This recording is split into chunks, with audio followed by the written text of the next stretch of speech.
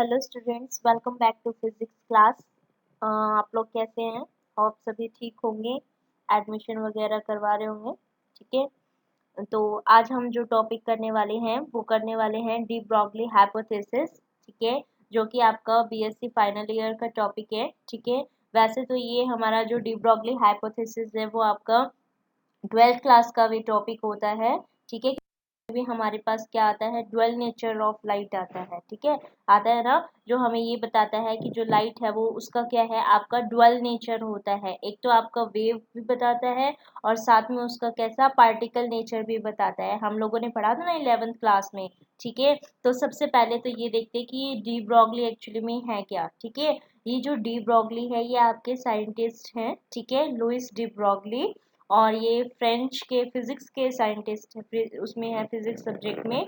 ठीक है, और आपको पता होना चाहिए कि इनको 1929 के अंदर फिजिक्स सब्जेक्ट के लिए ही नोबेल प्राइज भी मिला हुआ है। ठीक है, वो इसलिए क्योंकि इन्होंने अपना रिसर्च वर्क भी कर रखा है। जैसे अभी हम इसको क्वांटम के अंदर पढ़ रहे हैं ना, वो इसलिए क्योंकि इनका रिसर्च वर्क था इसके अंदर। और इनका जो रिसर्च वर्क था वो आपका एक तो क्वांटम थ्योरी के लिए था, और एक जो हमारा इलेक्ट्रॉन्स के वेव नेचर है उसकी प्रिडिक्शन के ऊपर था। ठीक है, तो वहीं से ही इन्होंने ये सारा कंक्लूजन वगैरह इवेलुएट करा था कि जो हमारे पार्टिकल्स, जो लाइट होती है, ठीक है, वो वेव नेचर भी है और साथ में एक क्या है आपका उसका पार्टिकल नेचर भी शो करता है। ठीक है, तो अब हम इसके अंदर क्या करेंगे, एक तो हमारा डी ब्रॉगली है। ठीक है, एक सिंपल भी लेके चलेंगे और साथ में हमारे जो वेव ये कह रहे हैं उस वेव को लेके इस जो फॉर्मूला हमारे पास आता है उसको डिराइव करेंगे। ठीक है, सिंपल वे से भी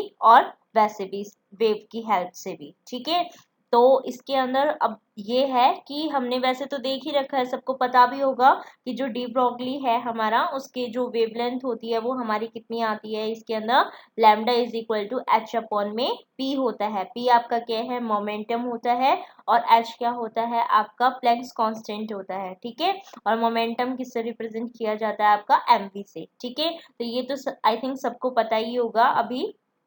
ठीक है, कि हमारा इसका रिजल्ट ये आता है। ठीक है, तो आइए इसको आगे स्टार्ट करते हैं। हमने पढ़ना क्या है आगे। फर्स्टली हमारे पास है इसके अंदर डी ब्रॉगली हाइपोथेसिस। ठीक है, तो देखो स्टूडेंट्स, हमें ये पता है कि जो हमारा लाइट है, ठीक है, वो लाइट की हेल्प से हम कौन कौन से फिनोमिना कर सकते हैं।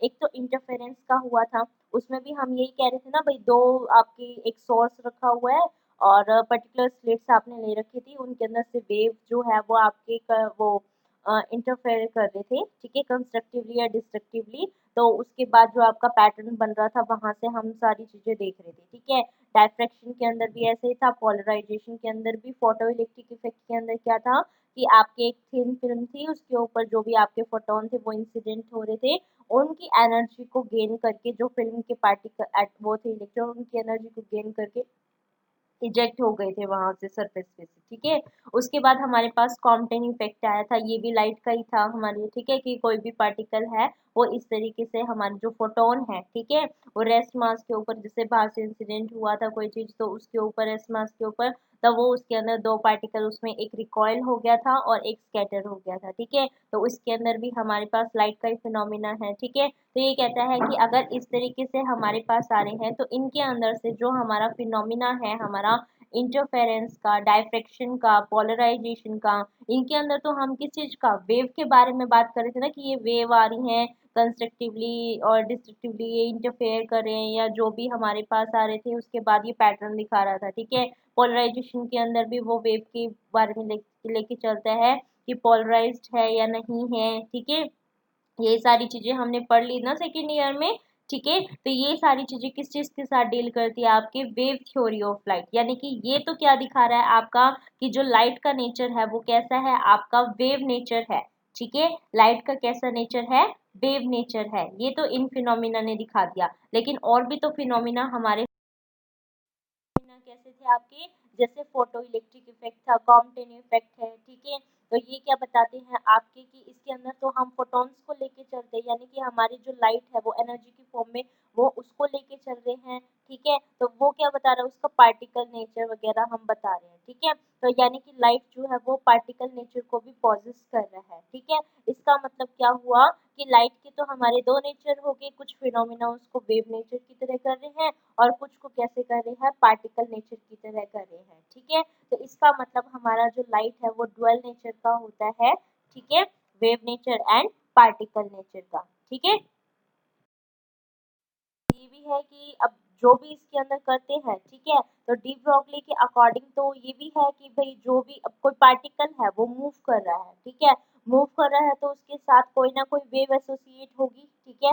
पार्टिकल, क्योंकि पार्टिकल नेचर भी है, वेव भी, हम ये मानते हैं कि भाई जैसे हमारा वो वाला केस नहीं था इलेक्ट्रॉन का, कि भाई वो इलेक्ट्रॉन जो है वो एनर्जी रेडिएट कर रहा था, तो भाई वो लोअर स्टेट के अंदर क्यों नहीं फॉल किया, वो इसीलिए नहीं किया क्योंकि डी ब्रोगली ने ये कहा था कि वो मूव करता है तो उसके साथ कोई ना कोई वेव एसोसिएट होती है, ठीक है, कहा था ना। तो उन्हीं वेव्स को हम क्या बोलते हैं, या तो डी ब्रोगली वेव्स बोलते हैं या फिर मैटर वेव्स बोलते हैं, ठीक है। और ये जो हमारे पास आते हैं इसके अंदर ये जो एक्सपेरिमेंट हुआ था जो इन्होंने बताया था डी ब्रोगली ने इसके बारे में डुअल नेचर के उसमें, ये हमारा और जो वेवलेंथ इसकी आई थी ये हमारी वेरीफाइड है, हमारे दो एक्सपेरिमेंट किए गए थे। पहला हमारा 1927 के अंदर डेविएशन एंड जर्मन ने किया था, ठीक है। और सेकेंडली हमारा जो हुआ है वो 1928 के अंदर हुआ था जीपी थॉमसन के द्वारा, ठीक है। तो ये दो एक्सपेरिमेंट इसको प्रूव करने के लिए किए गए थे, ठीक है। 1929 के अंदर फिर इसके बेस पे इनको नोबेल प्राइज भी मिला था, ठीक है, फिजिक्स के लिए।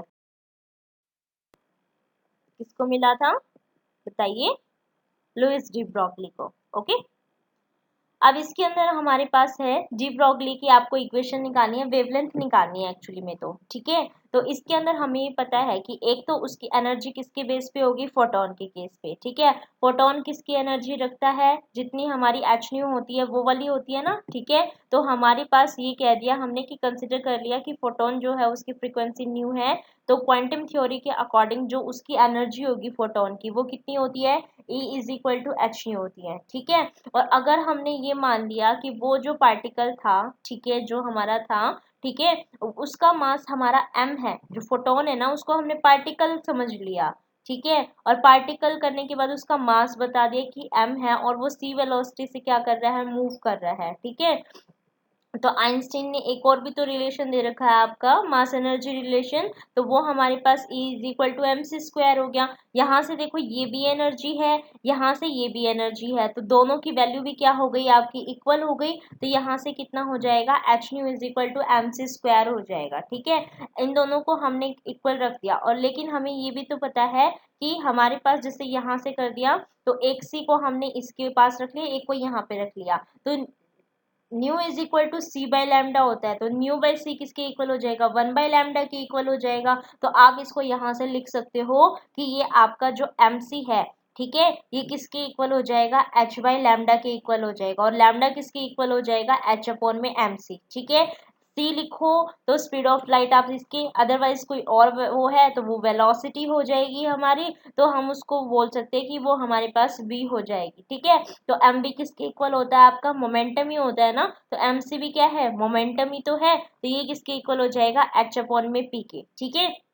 तो एक्चुअली में जो आपका रिलेशन आता है वो तो आपका यही है, डी ब्रोगली वेवलेंथ जिसको बोलते हैं, वो lambda is equal to H upon में पी हमारे पास हो जाता है, ठीक है। तो अब इसके बाद एक और भी हम इसको बता से मूव कर रहा है तो वो कितना हो जाएगा आपका, तो हम इसके अंदर बता देते हैं कि अगर वो हमारा पार्टिकल जो है वो मोशन के अंदर आ गया और उसकी वेलोसिटी v है, तो उसकी जो मतलब वेव एसोसिएट होगी उसके साथ, ठीक है, तो उसकी वेवलेंथ हम कैसे दे सकते हैं, वो दे सकते हैं lambda is equal to H upon P से, पी आपका एम बी हो गया, ठीक है। और ये लैम्डा आपका क्या हो गया, डी ब्रोगली वेवलेंथ हो गया। तो यहाँ से हमारे पास जो रिजल्ट आया है वो ये आया है कि लैम्डा किसके इक्वल होता है आपका, एच अपॉन में पी के या फिर एच अपॉन में एम बी के, ठीक है। तो इसी से ही हमें क्या करना है, और चीजें कैलकुलेट करनी है, ठीक है। जैसे कोई भी न्यूमेरिकल आ जाता है तो हम इन्हीं की वैल्यू करके पुट करके इस डी ब्रोगली वेवलेंथ को इवेलुएट कर सकते हैं, ठीक है। तो अभी हमें क्या करना है, इसी का ही जैसे हमने बोला था ना, जो स्टैंडिंग वेव है उसकी, उसको यूज करके हमें यही रिलेशन को इवेलुएट करना है, कौन सा, lambda is equal to H upon में पी को, ठीक है। तो इसको हम करेंगे, लेकिन उसको करवाने के लिए आपको कुछ और चीजें मैं शो करना चाहती हूँ ताकि उसको करना। आपकी स्पेशल थ्योरी ऑफ रिलेटिविटी आपके आ चुकी है, ठीक है। फर्स्ट ईयर में आई थिंक आ चुकी थी ये आपके, ठीक है। क्लासिकल मैकेनिक्स जिससे आपने की थी उस टाइम आ चुकी है, ठीक है। तो उसके अंदर हमारे दो थे, एक तो लॉरेंट्ज और एक गैलीलियो थे, ठीक है। तो उन्होंने कुछ ट्रांसफॉर्मेशन दी थी, ठीक है। किस लिए कि उसने क्या किया था, दो आपके वो मांगे थे, फ्रेम लिए थे, ठीक है। तो एक फ्रेम एस हो गया, एक फ्रेम एस डैश हो गया, ठीक है। एस के मान लो आपके जो कोऑर्डिनेट हैं वो एक्स वाई जेड हैं, और एस डैश के कोऑर्डिनेट कौन से हो गए, एक्स डैश वाई डैश और जेड डैश आपके हो गए सपोज, ठीक है।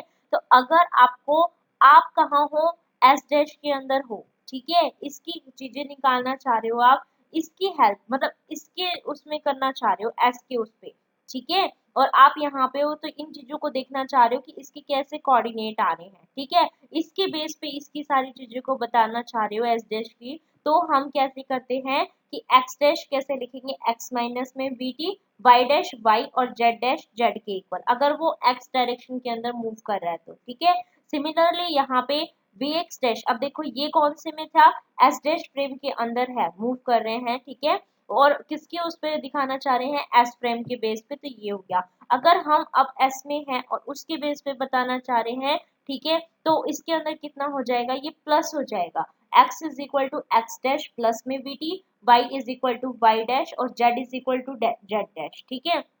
तो ये तो खाली क्या है, गैलीलियन ट्रांसफॉर्मेशन आपके कोऑर्डिनेट्स की, ठीक है। अगर वेलोसिटी के फॉर्म पे बताएंगे तो कितना हो जाएगा, इसको जस्ट डिफरेंशिएट कर दो, क्योंकि आपको पता है ना डिस्प्लेसमेंट का with respect to time differentiate कर देते तो वो वेलोसिटी हो जाता है, ठीक है। तो इनका डिफरेंशिएशन कर देते हैं विद रिस्पेक्ट टू टाइम, तो ये कितना हो जाएगा आपका, V X dash is equal to V X minus में V Y dash is equal to V Y and Z dash is equal to V Z के इक्वल हो जाएगा, ठीक है। तो ये तो जस्ट क्या बता रहा है, इसकी गैलीलियन ट्रांसफॉर्मेशन की वेलोसिटी, ठीक है, किसकी, एस डैश फ्रेम के अंदर बता रहा है एस के लिए, ठीक है, क्योंकि भाई यहाँ इसकी ये वैल्यूज हो गई है, ठीक है। लेकिन अगर हम एस में हैं और एस डैश कितना हो जाएगा आपका, V X is equal to V X dash minus में V Y is equal to V Y dash और V Z is equal to V Z dash, ठीक है। लेकिन फिर आया ट्रांसफो वो लॉरेंट ट्रांसफॉर्मेशन, लॉरेंट्स ने भी अपनी दी थी, ठीक है। वहां पे उन्होंने स्पेशल थ्योरी ऑफ रिलेटिविस्टिक के उसमें बताया कि यहाँ पे बी और सी का फर्क पड़ेगा, तो यहाँ पे हमारे पास एक ही गामा कंपोनेंट आता है जिसकी वैल्यू होती है, मैंने यहाँ पे आपको मेंशन करी है कि गामा इज इक्वल टू 1 में अंडर रूट 1 माइनस में B square by C square होता है, ठीक है। तो हम इसकी वैल्यू को क्या करेंगे, यहाँ पे पुट कर सकते हैं, ठीक है। और सारी चीजें एज इट इज थी उसमें, लेकिन वहां पे टाइम का जैसे कोऑर्डिनेट नहीं था, यहाँ पे टाइम के लिए भी बता रखा है, ठीक है। तो ये कब होता है आपका, जब आपको क्या करना हो, when event of S frame is given, जब आपको एस के लिए सारी चीजें दे रखी है और एस डैश फ्रेम के सारे कंपोनेंट पूछे हो तब, ठीक है। लेकिन आप खुद अगर किस में हो, एस में हो, ठीक है, तो आपको किसके लिए और एस डैश के गिवन हो तो उसके लिए निकालेंगे, ठीक है। तो अब हमें ये देखना है, अपने जब हम वेव इक्वेशन लेके चलेंगे ना, तो हमें उसमें देखना है कि हम अपने आप को किस फ्रेम के अंदर कंसिडर कर रहे हैं। अगर एस में कर रहे हैं तो एस डैश के लिए कंपोनेंट वाले लिखेंगे, ठीक है। तो अब देखो यहाँ पे, अब ये किस में है, ये एस के है, यानी कि अगर हम एस में हुए तो एस डैश के लिए लिखना पड़ेगा ना, तो ये एस डैश के कंपोनेंट होगी, यानी कि अब हमें उसको इस तरीके से रिप्रेजेंट करना पड़ेगा, ठीक है। तो जो भी आपकी वेव इक्वेशन लेके चलोगे उसको भी देखना है कि हम टी में हैं या टी डैश में हैं, इसी तरीके से जिस जिस फ्रेम में आप होंगे उसी के अकॉर्डिंग ही उसकी स्टैंडिंग वेव इक्वेशन भी लिखी जाएगी, ठीक है। तो अब देखो इसके अंदर आप अब देखो इसके अंदर कितना हो जाएगा, X dash is equal to gamma 1 X minus में वी टी, गैलीलियो ने इतना तो दिया हुआ था ना आपको कि X dash is equal to X minus V T, हमने गामा से और मल्टीप्लाई कर दिया, और गामा कितना है 1 में अंडर रूट 1 माइनस में V square by C square, ठीक है। सिंपली इसके अंदर अगर हम इनवर्स करते हैं तो और कुछ नहीं, बस यहाँ पे प्लस आएगा, ठीक है। और x यहाँ पे जैसे x डैश है वहां पे x हो जाएगा, x यहाँ पे है, यहाँ पे x डैश और टाइम भी t डैश हो जाएगा, ठीक है। बस ये फर्क है इसके अंदर, ठीक है। वहां पे हमने टाइम का नहीं बताया था, t वैसे तो t डैश t की उसमें हो जाता है, लेकिन इसके लिए क्या है, T dash is equal to gamma T minus में X V by C square, ठीक है। तो यहाँ पे भी कितना हो जाएगा, T is equal to gamma T plus में एक्स डैश वी अपॉन में सी स्क्वायर, ठीक है। तो कंपोनेंट जो चेंज बता रहे हो आप देख रहे हो ना, एक्स का, वाई का, जेड का और टी का, बस इन्हीं चीजों का बताया जा रहा है, ठीक है। तो आप इनको इस तरीके से कर दोगे इनवर्स में, तो ये सारे प्लस आएंगे और सिंपली जो करते हैं उनमें माइनस आता है, ठीक है। तो आइए हम आगे नेक्स्ट करते हैं। हमें वही इवेल्युएशन करना है, हमने जैसे बताया था किसका रिजल्ट, स्टैंडिंग वेव सिस्टम का, ठीक है। और किसका रिजल्ट आपका करना है, जो डी ब्रॉगली हाइपोथेसिस का आया था, यानी कि lambda is equal to H upon में पी, ठीक है। आपको उसी से करना है, उसका ही इवेल्युएशन करना है, किससे हेल्प से, एक तो स्टैंडिंग वेव जो आपका सिस्टम है उसकी स्टैंडिंग वेव इक्वेशन और प्रिंसिपल ऑफ रिलेटिविस्टिक को अप्लाई करते हुए, ठीक है। इसीलिए मैंने आपको क्या बताया था अभी, स्पेशल थ्योरी ऑफ रिलेटिविस्टिक के बारे में थोड़ा सा बताया था कि उसके कोऑर्डिनेट कैसे कैसे हमारे हैं, ठीक है। वैसे तो आपको शायद याद भी होगा, आपने फर्स्ट सेमेस्टर में क्लासिकल फर्स्ट ईयर के अंदर किया था ना, क्लासिकल थ्योरी मैकेनिक्स आपकी बुक थी, ठीक है। तो उसके अंदर हमारे पास आता है, ठीक है। तो अब हमें क्या करना है, वही हमारी इक्वेशन को कंसिडर करना है, ठीक है। साई हमने इक्वेशन ले रखी है, जो हमारी वो हमारे पास कितनी हो गई, हमारी psi is equal to sine not sine omega T, ठीक है। और ये ओमेगा को क्या लिख सकते हैं, 2 पाई न्यू लिख सकते हैं। तो हमने उसको रिप्रेजेंट कर दिया कि psi is equal to sine not sine of 2 pi nu T, क्योंकि omega is equal to 2 pi nu होता है, ठीक है। आई थिंक ये पता होगा सभी को। अब यहाँ पे जो वेव हमारी चल रही थी, ठीक है, उसका जो एम्पलीट्यूड है वो तो कितना है, साइन नोट है, ठीक है। और जो फ्रीक्वेंसी थी जिससे वो चल रही है वो कितनी है, न्यू हो गई है, ठीक है। तो ये सारी चीजें आप लिख लीजिए कि जो न्यू है आपकी, वो तो उस पार्टिकल की वो जो फ्रीक्वेंसी है जिससे वो मूव कर रहा है, और एम्पलीट्यूड जो वेव का है वो कितना हो गया, साइन नोट हो गया है, ठीक है। तो अब हमें क्या करना है, अब देखो ये किस में है, टी में है, यानी कि हम एस फ्रेम में है, तो किसके लिए बताना पड़ेगा, एस डैश के बेस पे बताना पड़ेगा हमें, ठीक है। और उसके बेस पे लेना पड़ेगा, इसका मतलब तो हमें इनवर्स लॉरेंट ट्रांसफॉर्मेशन लगानी पड़ेगी, और किस पे, ये टी है तो टी डैश के फॉर्म में इस टी को लिखना पड़ेगा, ठीक है। तो इसका मतलब हमें वो टाइम वाली लिखनी पड़ेगी, तो टाइम वाली हमारे पास कितनी होती है, T is equal to T dash plus में V X dash by C square upon में अंडर रूट ऑफ 1 माइनस में V square by C square आपकी होती है, ठीक है। और टी डैश क्या है, T dash is the time noted by the observer moving with the velocity with the particle in the S frame, ठीक है। वो एस डैश के उसमें हम एस एस फ्रेम में बैठ के इसको नोट कर रहे थे, तो वो इतनी हो गई है, एस डैश की है वो एक्चुअली में, ठीक है। तो ये मूव कर रहा था जो, वो टी डैश के उसमें कर रहा है, और हम किस में है, एस में है, तभी हमारे ये टी की है, ठीक है ना, इसको ध्यान से समझना आप, ठीक है। तो हमारे पास जो टी है वो कितना आ गया आपका, टी डैश प्लस में V X dash by C square under root of 1 minus में V square by C square, ठीक है। इसको क्या करेंगे बच्चों, हम यहाँ पे पुट कर देंगे टी की जगह, ठीक है। आइए देखते हैं, ठीक है। देखो इसके अंदर हमने इसको पुट कर दिया है, तो यहाँ पे हमारे पास कितना हो गया, psi is equal to sine not sine of 2 pi nu तो था ही यहाँ पे, और टी की वैल्यू ये थी, मैंने इसको पुट कर दिया है, ठीक है। अब ये है कि हमारे पास स्टैंडर्ड वेव, अब ये किस में था, डैश में आ गया ना, यानी कि एस डैश फ्रेम में। तो हमारी जो स्टैंडिंग वेव इक्वेशन है उसको भी हमने किस में लिया है, जो वेव मोशन की थी उसको भी हमने किस में लिया है, उसी फ्रेम में ही लिया है, ठीक है। तो वो कितनी हो जाएगी, psi is equal to sine not sine of 2 pi nu dash हो जाता, न्यू डैश को तो 1 बाई टी डैश लिख दिया, क्योंकि इस न्यू को मैं 1 बाई टी लिख सकती हूँ इजीली, कोई वो बड़ी बात नहीं है, उसको लिख सकते हैं, ठीक है। और ये कितना हो जाएगा, टी डैश प्लस में X dash by you dash, ठीक है। अभी कहते हैं इन दोनों को ना क्या करो, कंपेयर कर दो, ठीक है। इन दोनों इक्वेशंस को मैंने कंपेयर कर दिया, जैसे मैंने इसको कंपेयर किया तो मेरे पास क्या आया कि जो हमारे पास यू डैश था वो सी स्क्वायर बाई वी आ गया, और जो 1 बाई टी डैश है वो कितना आ गया हमारे पास, ये रहा ना, हमने क्या लिखा है, यू डैश देखो नीचे है स्टूडेंट्स, ठीक है, यू डैश नीचे, इसका मतलब सी स्क्वायर बाई वी, तो ये हो गया, और ये पूरा का पूरा किसको रिप्रेजेंट कर रहा है, 1 बाई टी डैश को, ठीक है। तो ये कितना हो जाएगा आपका 1 बाई टी, क्योंकि ये 2 पाई तो 2 पाई है ही यहाँ पे, और 1 बाई टी डैश किसके इक्वल हो गया, न्यू अपॉन में 1 माइनस में V square by C square, ठीक है। हमने इसको बता दिया। अब ये 1 बाई टी डैश क्या है, 1 बाय टाइम पीरियड फ्रीक्वेंसी तो होती है, तो ये डैश की है तो ये कितनी हो गई न्यू डैश, तो nu dash is equal to nu upon में 1 माइनस में V square by C square. ठीक है स्टूडेंट्स, ये चीज ध्यान में रखना कि ये क्या है, ये कब आई है, जब आपने थ्योरी ऑफ रिलेटिविस्टिक को अप्लाई किया था। ठीक है थ्योरी ऑफ रिलेटिविस्टिक कब होती है, जब v approximately equal to c ही दिया जाता है। ठीक है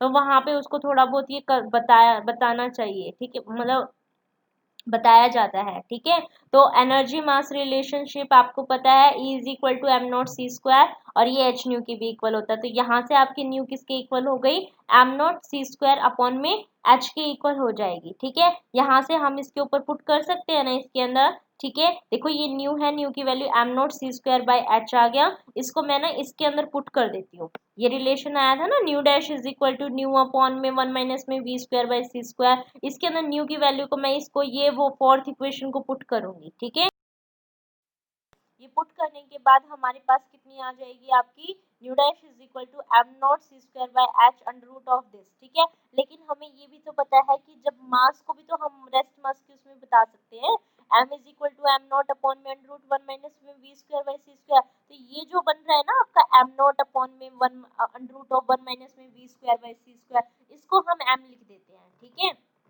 तो ये कितना हो गया nu dash is equal to M C square upon में एच हो गया। ठीक है अब आपको तो पता ही है कि वेवलेंथ हमने क्या बताई थी, nu is equal to C by lambda. ठीक है तो न्यू कितना हो जाएगा C by frequency, C by frequency nu हो जाएगा ना सी बाय न्यू। ठीक है वो कितना हो जाएगा लैम्डा हो जाएगा, तो ये सी बाय न्यू हो गया आपका। ये कितनी हो गई न्यू, क्योंकि हम किसके अकॉर्डिंग बता रहे हैं, हम तो अपनी जो हमने स्टैंडिंग वेव इक्वेशन से कंपेयर करके बताए थे उसके रिजल्ट कैलकुलेट करे हैं हमने तो। ठीक है तो ये कितना हो जाएगा velocity you dash by new dash. ठीक है हमें दोनों के रिजल्ट पता है, हमने कंपेयर किए हैं, न्यू डैश किसके इक्वल आया है सी स्क्वायर बाई वी के इक्वल आया है, और फ्रीक्वेंसी न्यू डैश किसके इक्वल आई है M C square by H के। ठीक है हमें पता है C square as it is cut cancel out हो रहा है, और रिमेनिंग टर्म किसकी बच रही है आपकी H is lambda is equal to H upon में M B, and what is M B is the momentum that represent by the P. ठीक है तो लैम्डा इज इक्वल टू कितना हो गया आपका एच बाय पी। ठीक है और अगर हम यहाँ पे क्या लेके चल रहे हैं लेस लेस सी लेके चल रहे हैं यानी कि नॉन रिलेटिविस्टिक, तो हमें ये भी पता है कि एनर्जी किसके इक्वल होती है स्टूडेंट्स आपकी P square by two M के इक्वल होता है मोमेंटम।